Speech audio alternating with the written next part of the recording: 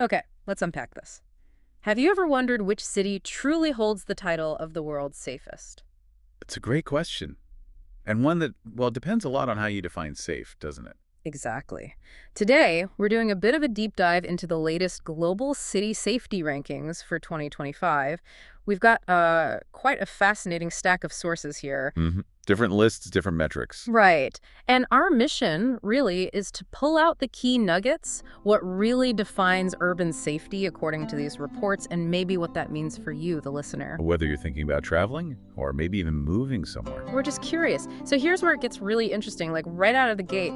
Abu Dhabi. Ah, yes. The UAE capital. For the ninth consecutive year, it's #1 on Numbio's safety index. Right. An impressive score, too, 88.4 out of 100. That's incredible consistency. 9 years running. It really is. More than just leadership, it feels like dominance. And what's insightful there is how Numbeo gets that number. It's not just official crime stats. Right. Tell us a bit about their process. Well, they look at over 380 cities, and it's based heavily on public surveys. So it taps into perception. How people feel. Exactly. Right? How safe do you feel walking alone, day or night? What's your perception of crime levels? Crucially, how much trust is there in the police, in emergency services? So it's that felt security, that public trust? Precisely. That seems to be a huge factor in that consistent high score. And it's not just Abu Dhabi in the region either. No, that's another interesting point.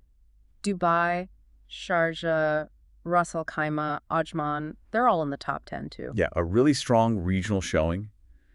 It suggests something systemic, perhaps, beyond just one city's efforts. That strong performance is remarkable. Are there specific, maybe cultural or societal factors you think contribute to that, beyond just effective government?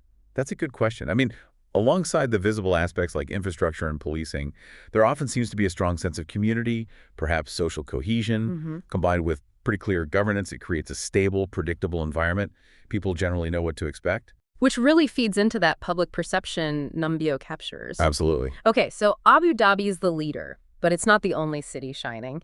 And this is where SAFE starts getting, well, wonderfully complex. Right, because different indexes prioritize different things. So #2 is Doha, Qatar, scoring around 84, and interestingly, it's recognized by both Numbeo and RiskMap 2025. And that's key, mentioning RiskMap, because they bring in other factors. Like what? Things like broader geopolitical stability, political violence risk, even environmental threats sometimes. It's a more systemic risk view, maybe. Gotcha. Less about day-to-day street feeling, more big picture stability. Sort of, yeah. It adds another dimension. Yeah. Then you've got Taipei, Taiwan, also consistently right up there. Along with Dubai and Sharjah, again, all hovering around that 83.5 to 83.8 mark.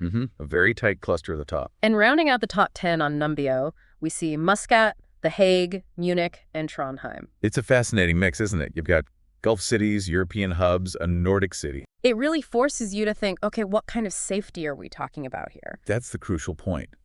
Because your personal definition, what you care about most, really changes which cities might stand out. How so? Well, think about it. A city could have incredibly low street crime, so it scores brilliantly on something like Numbeo, which feels very safe day to day. Right. But maybe its public health system isn't top tier, or it's vulnerable to, say, earthquakes. That city might not rank as high on a broader livability index. That makes sense. Which brings us to that wider context. Other cities often praised for safety, but maybe on different lists. Exactly. Like Copenhagen, Tokyo, Singapore, Reykjavik, Zurich. They pop up frequently in livability rankings or specific safety reports. You mentioned Copenhagen. Yeah. The EIU Livability Index for 2025 has it as most livable, right? Yes, and that index looks beyond just crime. It factors in stability, sure, which overlaps with safety, but also healthcare, education, culture, infrastructure. It's a much broader quality of life picture, which indirectly boosts that feeling of security. And then there's traveler safety specifically. Right, another lens.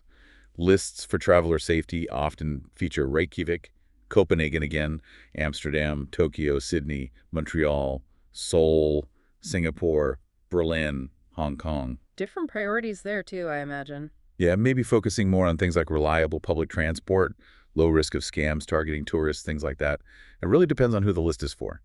So let's try and bring these threads together. What are the main takeaways for our listeners? Well, first, Abu Dhabi's leadership is undeniable.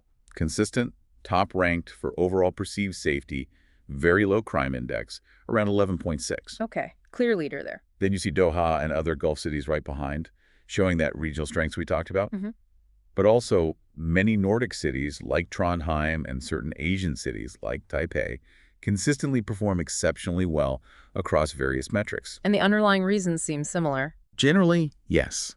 It often boils down to a combination of robust infrastructure, think reliable emergency services, strong social stability, and effective, predictable governance. Rule of law matters. So connecting it all, well, Abu Dhabi is the clear #1 for that overall safety feel in 2025. It's fascinating how shifting the definition slightly, general crime versus livability versus traveler security, really brings different cities into focus. It highlights that safety isn't monolithic. That's right. So what does this all mean for you? As you think about this, consider, beyond just that top spot, how might your personal priorities shift things? Yeah, what matters most to you?